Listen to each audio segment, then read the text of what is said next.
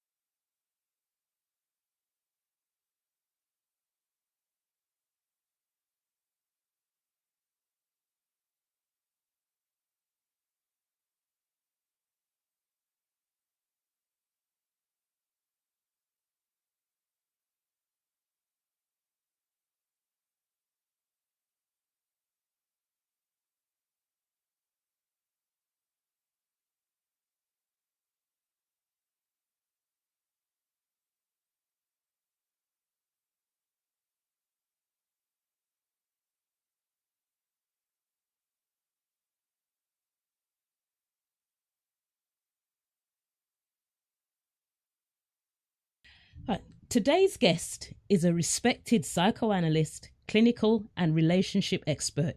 She has a unique approach to helping people navigate their way through relationships, whether they're trying to save or improve a relationship or going through the trauma of divorce.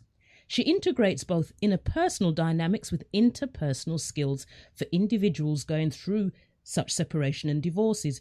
And she also specializes in helping committed careerists and business people to negotiate boundaries for their work and their personal relationships. I think I need you. Entrepreneurs and business people are really struggling today under the pressure of juggling a business and their personal life. And it's her expertise in this area that makes her so relevant in today's fast-paced economy.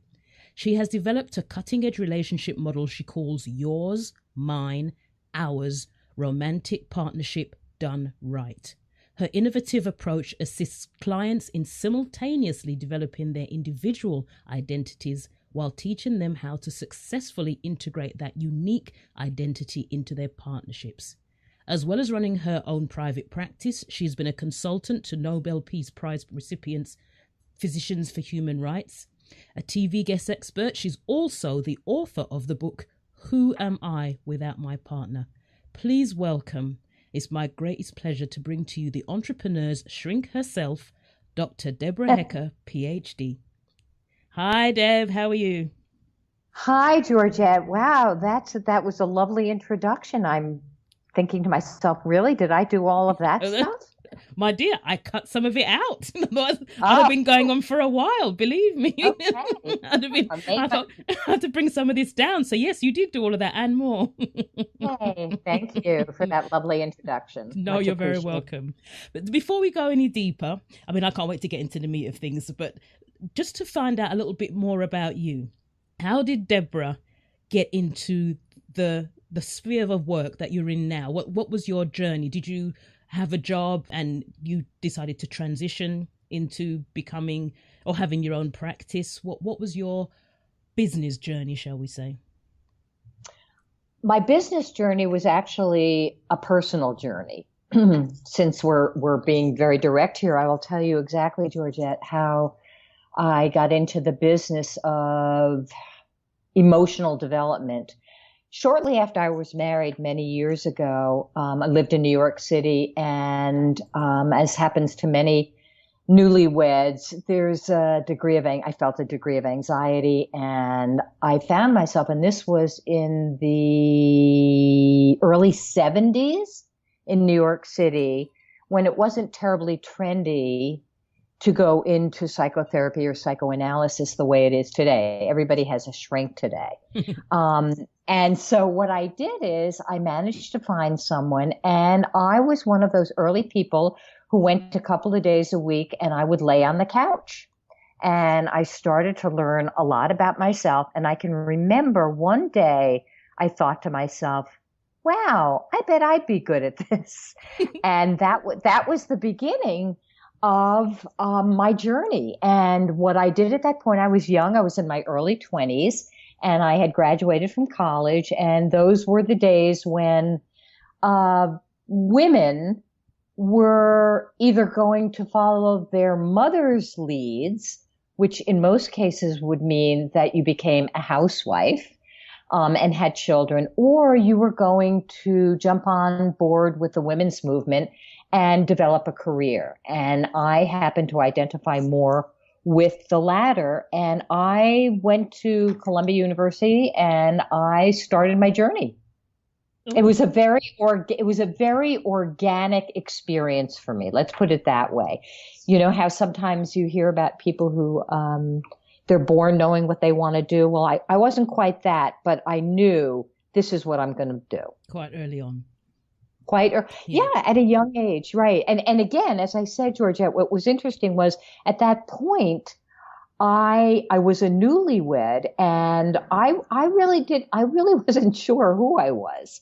You know, the culture was changing tremendously, and I got into the business of emotions. I love it. So you're a newlywed. And so let's just say you're a young newlywed. And this comes up all the time with people who are going into coaching generally. Have I been around long enough to be able to do this? Do I know enough? Will people take me seriously? What's my credibility? Now, I know you are now a Dr. Deborah Hecker, but did you have any issues around whether you'd be taken seriously or whether you had enough credentials to do it? That's a great question. The answer is a resounding yes. And I began, after I got my initial master's degree, I then decided I need to go on for further training. And what I did at that point, I applied and was accepted to a psychoanalytic institute in New York City, which means basically I was studying psychoanalytic theory. And at a certain point in our training, we would have to start seeing clients. And I can actually remember I was sitting on a bus going to my office and to see my first appointment. And if this doesn't answer your question, nothing does. I got her name wrong. I was so nervous that I called her Jane instead of Ellen or something like that. At any rate, I think the real point is that probably true in any profession. When you're a newbie, you don't know what you're doing, and you have to be willing to accept that and just sort of push forward. So the answer is absolutely. It's about 35 years later, and I am definitely not the person I was when I first started. I felt very insecure, I guess would be the word. You now, I suppose there's three parts. There's the relationship aspect where you're trying to hold something together. Then there's the divorce when it's decided you can't hold it together anymore. But the bit that I really wanted to talk to you about, I mean, I know they're all interlinked, obviously, was this, and you could probably tell me better how new this is, because we've come through now into the age of the technology, bringing about a lot more entrepreneurs than there ever was before. And the barrier to entry to being an entrepreneur is so much lower. But instead of it being the wonderful life that we all dream about working for ourselves, it's become a major source of overwhelm, stress, time suck. Is it as new as we think it is, or has this always been an issue with people who run businesses? And what I'm trying to say is, how many people do you see where this has been such a big thing, or is it a new thing? I think that the technological age has really redefined the life and lifestyle of the entrepreneur or the business founder. Today, with iPads and iPhones, and it's 24/7. There's the relationship between one's partner, significant other, and the business there, there was a time when it was very separate. I can say, I know when I was young, my dad was a corporate attorney, not an entrepreneur, but he was a pretty high powered person.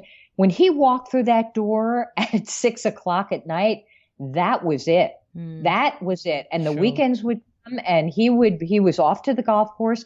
He may have brought his briefcase home because he was going to court the next day, but he didn't open it up. Yeah. And today, Georgette, in response to your question, it's very, very different. There's such overlap between the personal life and the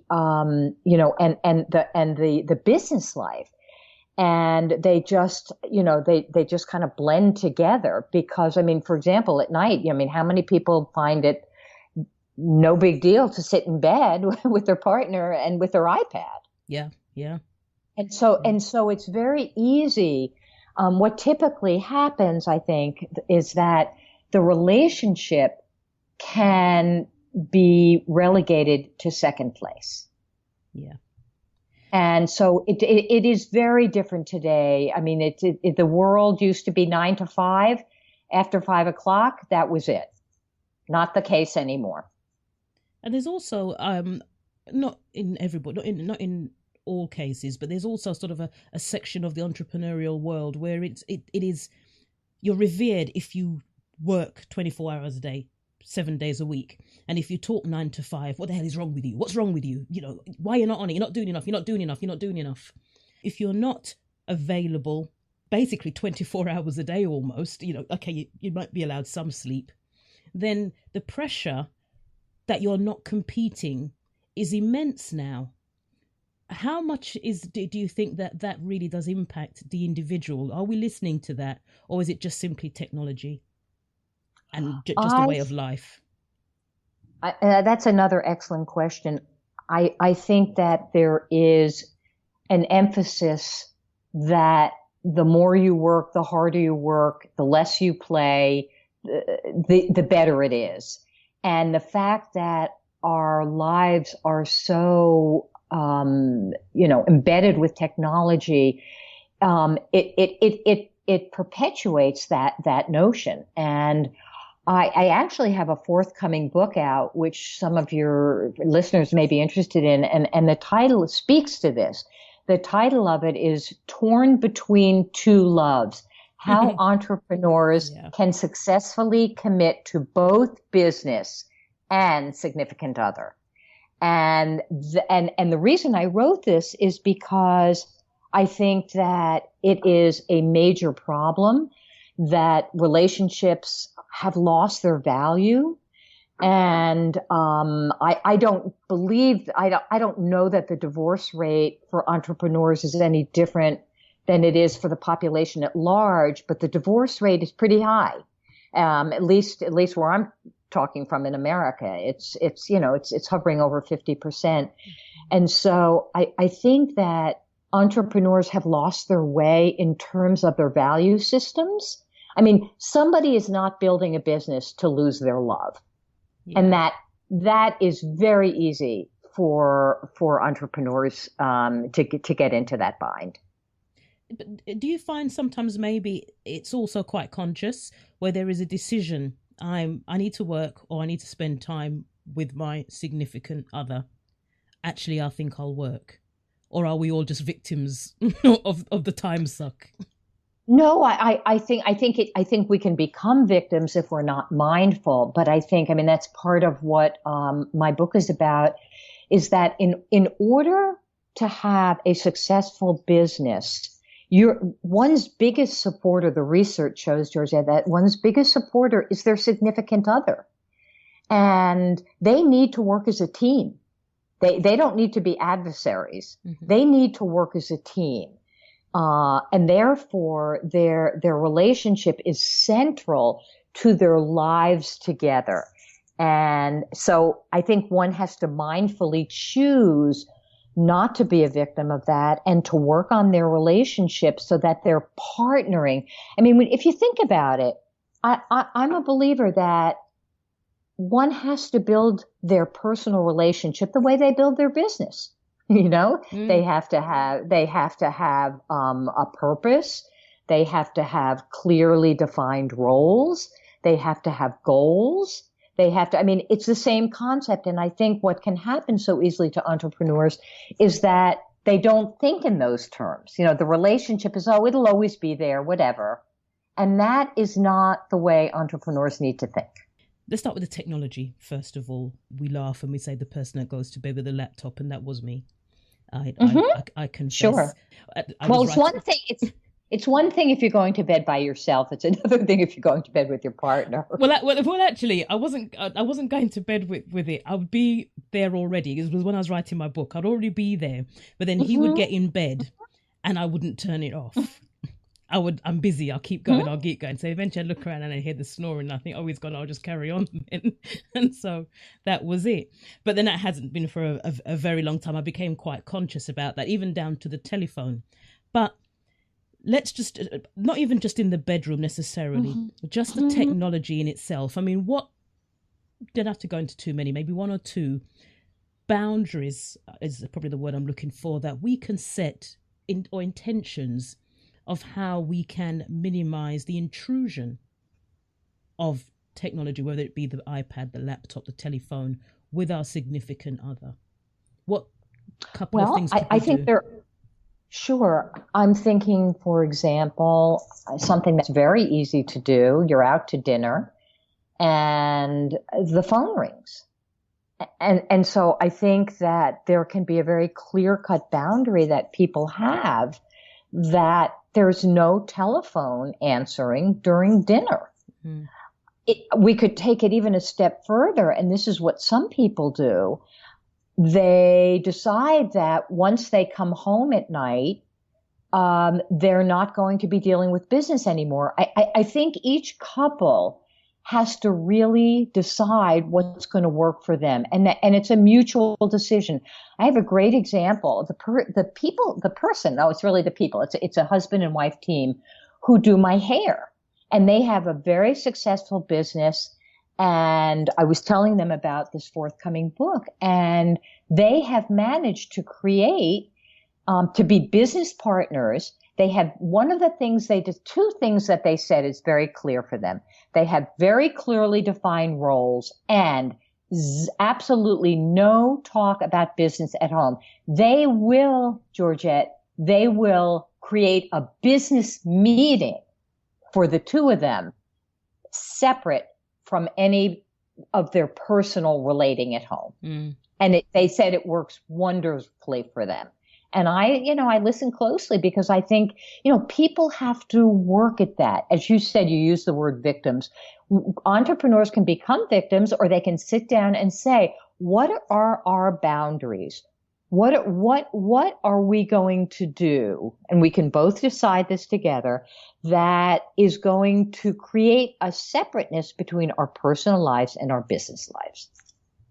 I mean, there are a couple that work together. Kudos to them, because I don't know many people who could do that. So that alone just says they're an exceptional couple anyway.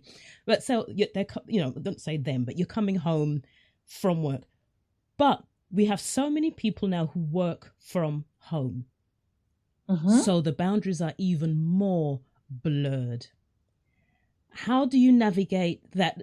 We can do physical things like, I don't know, close the door. But when that laptop is in the same place as where you eat, you conduct your relationship with your children, your husband or your wife, what things could you practice to say? Because a lot of the business that we do is around the clock.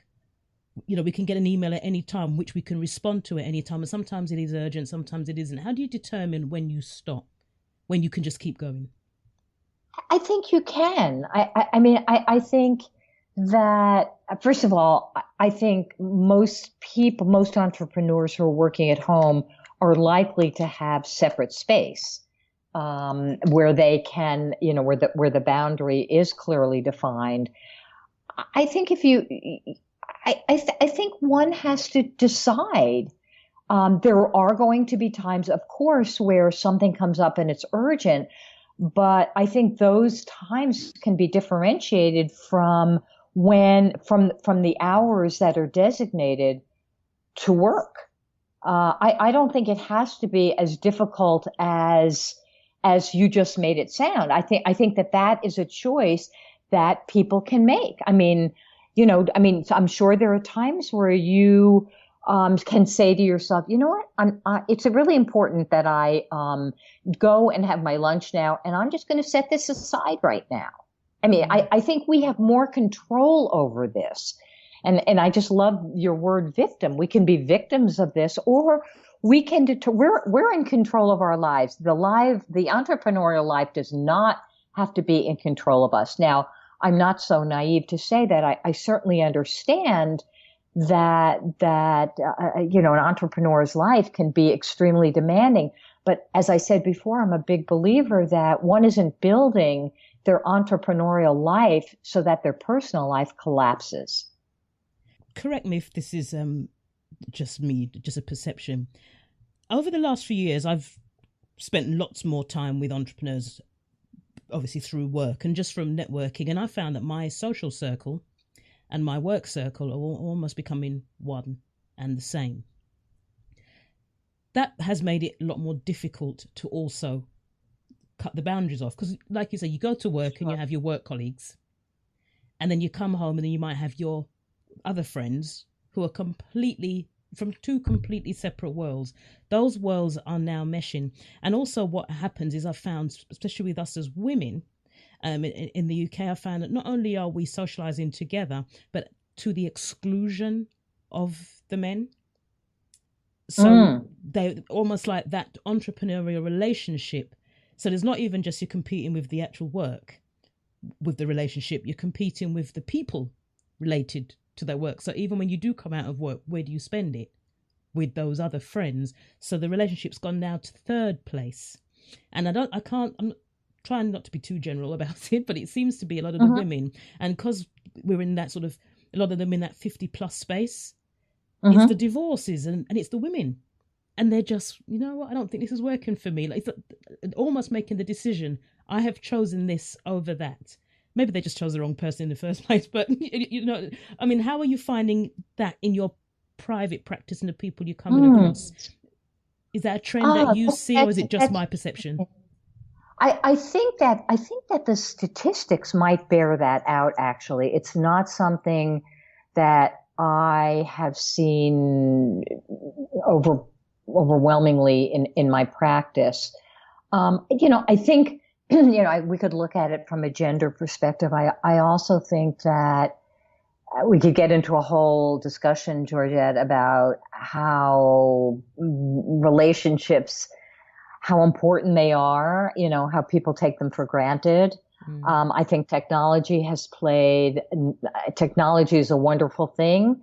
I think one of the areas that it has not really been helpful in has to do with interpersonal relationships. I talk to a lot of people who are on the dating sites, and dating has become a very different experience, I know, than when I was younger.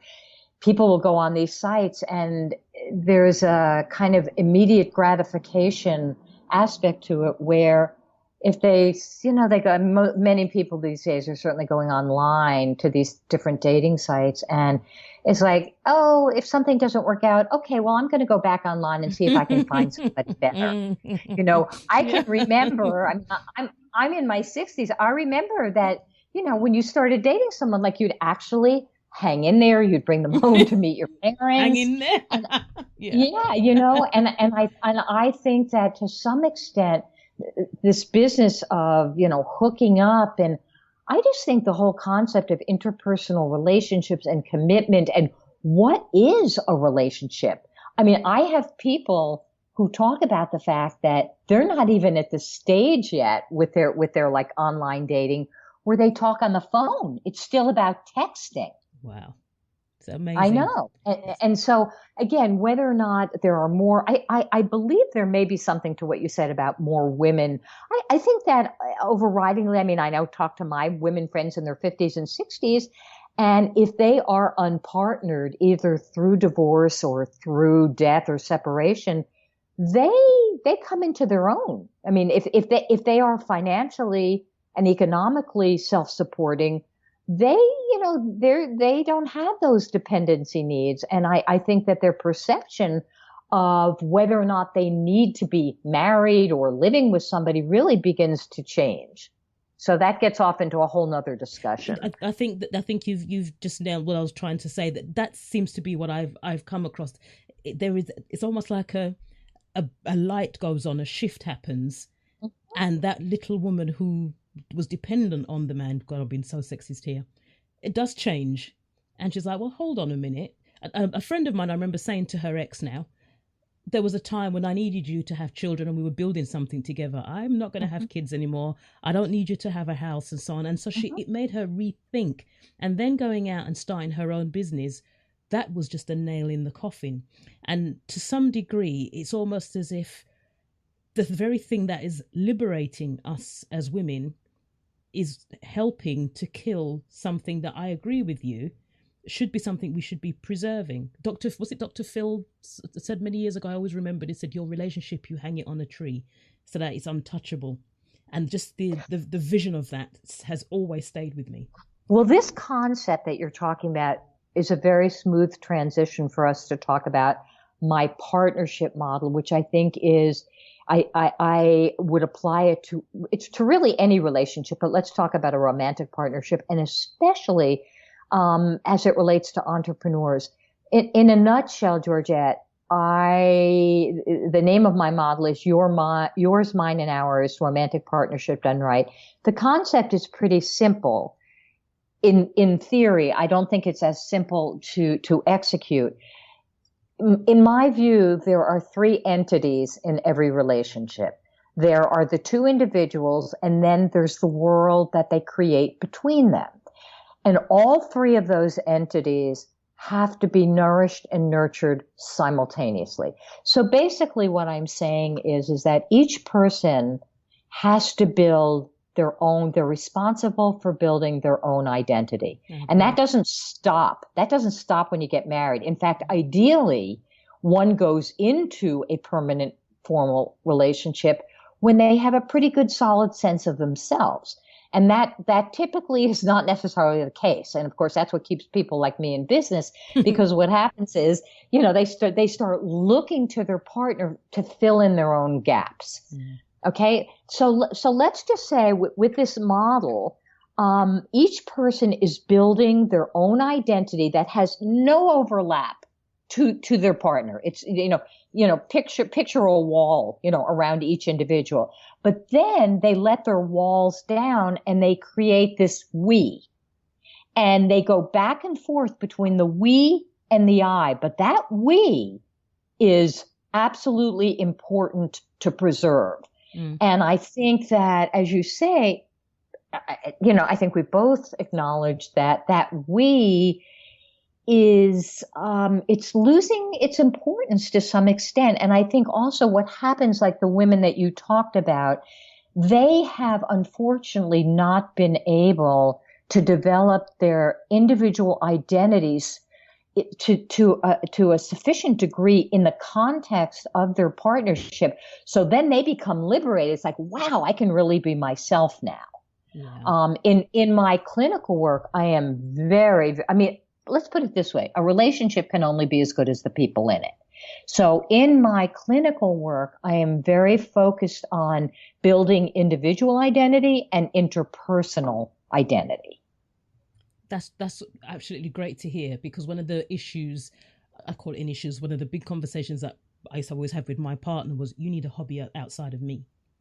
Not that exactly. Not that he followed me around or anything like that at all. He's a very easy, content human being, but it drove me crazy, because then I felt obligated to be available all the time, if that makes any sense. So it makes total sense. It drove me nuts.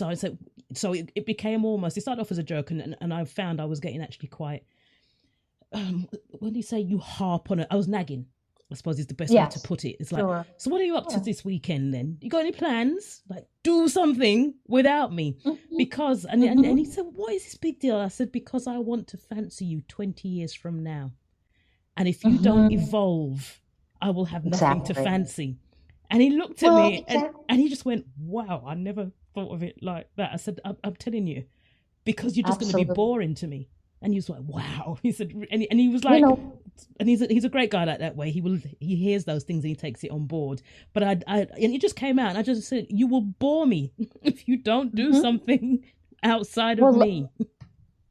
let me go back and tell you how I really got into this. I was very happily married for 18 years. This goes back, years ago, and I had two lovely young daughters. And my husband was offered a job with the World Bank in Washington, D.C. At the time, we lived in Manhattan. And we moved down there. I had a practice in Manhattan. So what I did was I was kind of reverse commuting. I would go up to New York, like 2.5 days.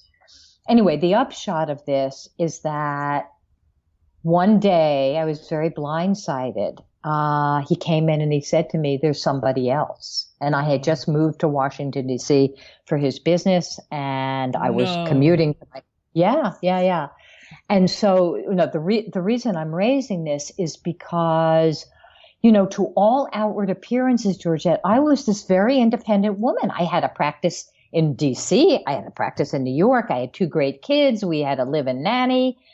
And to say I was devastated is an understatement. But Sure. more than that, I realized that I was way more emotionally dependent on him than I realized. And that began my personal journey of developing myself in ways that I was more underdeveloped than I recognized. So that's how I got into the whole world of divorce, helping people, because I realized that, I of course sought out professional help, but most people, very competent doctors, but most people didn't realize the degree to which married people's identities become enmeshed with one another. Mm. If they're not fully defined as individuals, this is what happens. And then, of course, what happens is when sadly there's a divorce, these people, their sense of themselves is underdeveloped. So this is why I developed this partnership model where I'm, in people's faces about, you are only as good as you are as an individual. And people come in and they think, oh, my marriage is a mess, and oh, my partner's doing this and that. And I'm very big on personal responsibility. What are you doing here? What do we need to look at that is your contribution, which doesn't negate that their partner is contributing. But it's I'm very, very respectful of the need to be emotionally self-reliant. That doesn't mean that we don't need attachments and people that we love and want to be with. But it does mean that we have a primary responsibility to take care of ourselves. And what are a few practical ways the way we can start? So we're in a relationship and the boundaries are just blurry. We're the couple are probably not connecting as they should. They're probably too far apart. So what you're saying about being your own self, but to the point where the relationship is suffering. So what are a couple of things, just starting off, just looking at us as individuals, that we can do to maybe make sure that we have a sense of our own identity, even though we are part of a couple? Well, my immediate reaction is back to the word victim that you used earlier.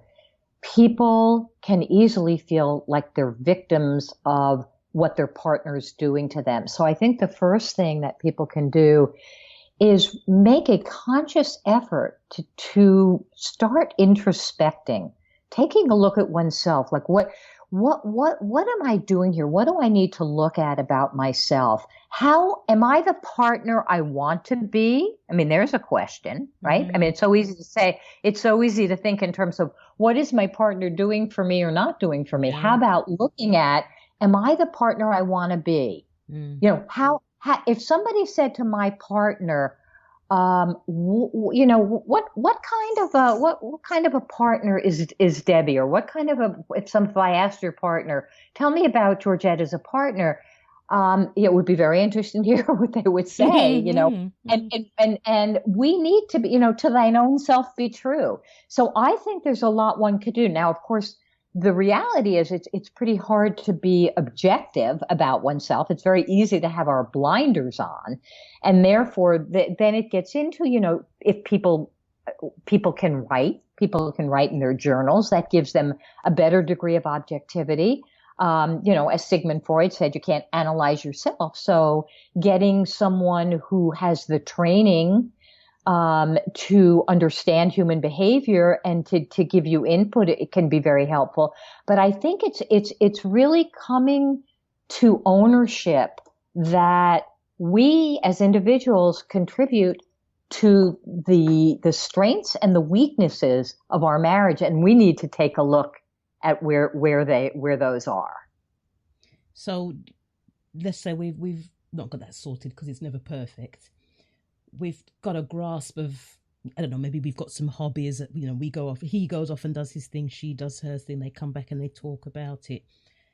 How then do you create the intimacy where possibly there was none? Because what tends to happen is when you hear people say we live like brother and sister, and a lot of that closeness goes away. How do you hang on to that identity but bring that intimacy back into the relationship simultaneously, as you say? Well, that's okay. Well, that's the tricky. That's the key. That there's an ability to get out of your own shoes and to have a kind of empathy and respect for your partner, to care about them the way you care about you. And that takes a long time to develop. I mean, if one didn't come from a family where there is that kind of healthy role modeling, it's really, I mean, in my forthcoming book, I have a whole chapter on communication where one person is just saying to the other person, tell me about that. Can you tell me more about that? And they're not reacting. So they're learning about their partner. And it's not about them. They're learning about their partner. Tell me more. What can I do? How did you feel about that? So and then of course they can get back to themselves and they can switch roles. But that is the ideal situation where someone is secure enough within themselves that it isn't threatening to them to really learn about their partner. That's a kind of intimacy. That's good intimacy. Like you're really getting into your partner's shoes. You want to hear about them. It's not about you. It's not that you might not offer your ideas, but it's about your partner at that moment. Tell me about like what was it like going and playing, tennis? Like how was it? What was your experience like? It's a wonderful thing to feel that that your partner's listening to you and that they're really interested in you. And that doesn't happen enough. But we're not that bad at that actually, but that's because I'm nosy, and I think I'm a wannabe therapist anyway. So I'm always interviewing and tell me more, tell me more. So but it's also but then it's also about that you're going to bring yourself openly and honestly into the relationship. In other words, that at that moment, okay, let's say you and I are having a relationship, you are going to be really interested in me. But if we're not just having an interview, let's say we're having a friendship, then I'm going to be interested in you and you're going to bring yourself openly and honestly so that we're having a we experience. So if a couple can start there, because obviously if they're in the entrepreneurial spaces, there's always going to be that pull and that pressure on their time. So even the small amount of time they have, is what you're saying, is that's what they should focus on. It should be intimate. It should be intimate. And I don't just mean sexually. It needs to be intimate. How can I help you? Tell me what's going on. I've got your back. This doesn't happen enough. This does not happen a lot. I mean, as I said, this is what keeps me in business. People don't know how to partner successfully, meaning that they are working on building themselves and they also have a deep concern about their partner's welfare. So let's let's use the example of an entrepreneur. Somebody's building a business, and let's say the person's a homemaker. Let's say it's the woman who's staying at home. She's with the kids, and her partner's very involved in his business. Well, her life at home is equally as important I mean, her part, that their lives together cannot just be about his business. Mm. He has to be interested in her and Sure. what she's doing. Okay, so it's a mutually beneficial relationship. As we say, we're dealing with a lot of technology. There are a lot of the entrepreneurs that are coming on board, are coming along in, say, the online world, or a lot of industries that are new.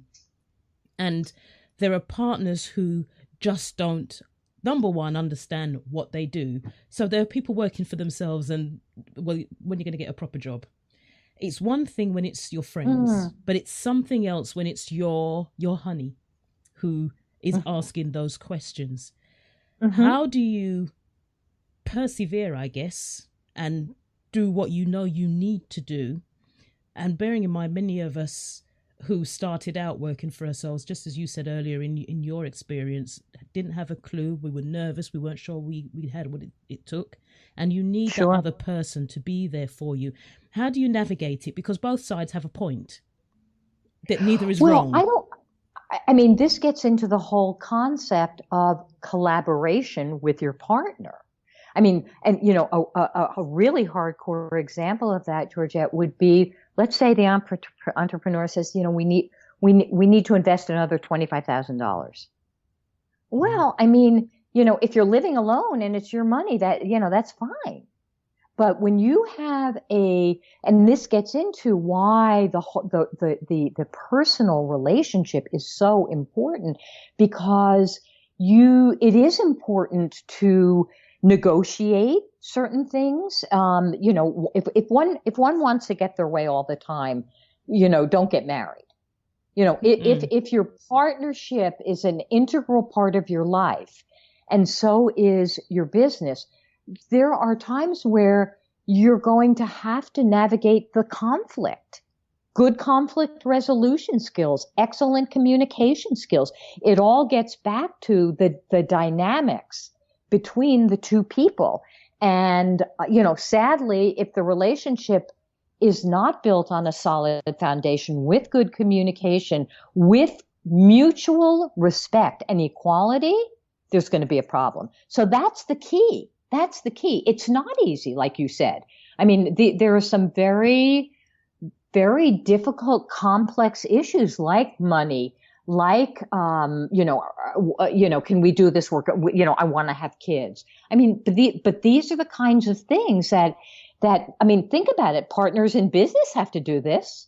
Yeah. Yeah. One of the things I always say with partners in business is negotiate at the beginning and put it in writing and have the boundaries. So you're absolutely right. It's exactly the same. That goes back to what I said a little bit earlier, that having a personal relationship is like developing a business. Yeah. It's you have to work at it. There's nothing passive about it. It doesn't just happen because you have a piece of paper. And so that's I think that is an area where entrepreneurs need help. That's an area that's very underdeveloped. There's not a whole lot written about it. There are a couple of personal accounts that are written. Meg Cadeau, who is, I believe she's a journalist for Inc. magazine. She and her husband, who is the primary founder of, or one of the primary founders of Stonyfield Yogurt, she wrote a wonderful book that I would recommend to entrepreneurs, where she talks about her personal experience and they were like close to bankruptcy several times, and she got breast cancer, and they were living practically without electricity. And she talks about that. Mm. Unfortunately, there's not a whole lot written about the importance of the entrepreneurial relationship. And that's really what led me to write this book, which currently is at the publishers. And, it's kind of groundbreaking in the sense that, I talk about it from a psychological perspective. I mean, I talk about it from some of the things you and I have talked about, which is that technology's changed, and therefore, technology has come into our lives, and life is very different. The quality of our lives with our spouses is very different, and therefore, the partnership between the two people has to have a life of its own that is, above and beyond, what most of us think just sort of naturally happens when you get married. How necessary is it for the person who is not the entrepreneur to know about and going back to what you were saying about boundaries and partnership and setting goals together, how much about the business do you think it's important for the other person to know, if anything? Personally, I think it is important because if one is going to be a supporter of, let's just say, their under tremendous stress entrepreneurial spouse, I think it is important to be aware of what's going on. Having said that, I also recognize that some people don't want to be involved. And so I think what matters, Georgette, is that the couple creates what's best for both of them. I think in an ideal world, there's wonderful communication. They can talk about it. There's a respect that the entrepreneur has for their partner. But the bottom line is, though, that partner has to recognize that the entrepreneur has, it's not necessarily, in some ways it's a democracy, and in other ways it's not. So it's a very tricky partnership to navigate. And again, it all goes back to, I think that a lot has to be decided and worked on and defined. And, people have to be flexible because those boundaries may need to be redefined at any point. Because it's very easy for the entrepreneur to bring home their stress. Let me add that there is very compelling research that suggests that there is a direct relationship between what's going on at home and what goes on at work, that they're continuously interacting. So, for example, if there's a lot of stress at work and somebody brings that into the house, the couple needs to be able to manage that. Or let's just say if there's a lot of stress at home, I mean, we all know what it's like to have stress at home and then have to go and build a business. Yeah. That's problematic. So there has to be a smooth relationship going on between the couple so that they can navigate all of those stresses. Because if they don't, one is going to negatively impact the other. Is there ever a time, do you think, when the conflict lessens, or is it just always a continuous cycle of just learning how to navigate them when they arise? I think that there are always bumps in the road. I think there are times in life certainly in times of a business, where those bumps are, bigger than other times. Yeah, sure. I think what the individual and the couple has to do is develop really good coping skills so that, when they're really down in the mud with big bumps in the road, they can weather those storms. But I think that the key is really comes from the individual and the couple. I'd like to think that, one is not constantly in a source of stress, but we know that until you sell your business for a couple of $100 million, there's ongoing stress. Sure. It doesn't go away. It's a way of life. And so not everybody can handle it, and not every couple can handle it. And probably the question that intrigued me, and I'm putting you on the spot, what do you see as what the symptoms are, the biggest trigger that happens to someone why they finally come and speak to you? And it's a little bit different in the US because we're a bit more reticent in the UK. We're nowhere near as sophisticated as you guys about counselling. Yeah, it's something that, really must we? Where in America it's a lot more mainstream. So the triggers usually are, we're on the brink of divorce. But in your practice, is that the case as well? Or do people come at a time when things can be fixed? The triggers a little bit earlier? Yes. I don't think people necessarily come when there's so much water under the bridge that, divorce is inevitable. I think, typically what happens is there will be a status quo between a couple. You know, life will go on, and whatever is problematic between them, it's okay because that's what they know. What is likely to happen is that one person begins to change, and the status quo no longer works for them. And so they're going to begin to perceive the relationship in new ways. So it's going to create some dysfunction. Again, there's a sort of harmony, even if it's dysfunctional, it's working. But when it stops working, one or both of those people is going to seek out some help. That's typically what's going to happen. And again, it's not, it's not usually at a point where they're getting divorced. I mean, hopefully it's not at that point, because people can learn to have good relationships. It's interesting because I've always wondered whether, you said earlier about when, if you come from a background where you didn't have those role models or those references, then it's very difficult for you. And I think some people hang on to that. But what you're saying is, despite that, you can learn. It's not the end of the story. You can learn that. Amazing. That's the optimistic part of it all. Gosh, I could speak to you all night, Dave. Oh my gosh, it's so fascinating. And before I let you go, because I know I've taken up a lot of your time, but it's just such a fascinating subject, because I know you're so knowledgeable about it. What do you see as probably the biggest change that needs to happen with us today in terms of nurturing our relationships and business? What do you see as probably the biggest problem? Say you had a magic wand and everyone came to you, the therapist, that you are concentrating on tackling. Is it the being an individual, the you, me, us, or is there something bigger than that you think? I have an answer for that.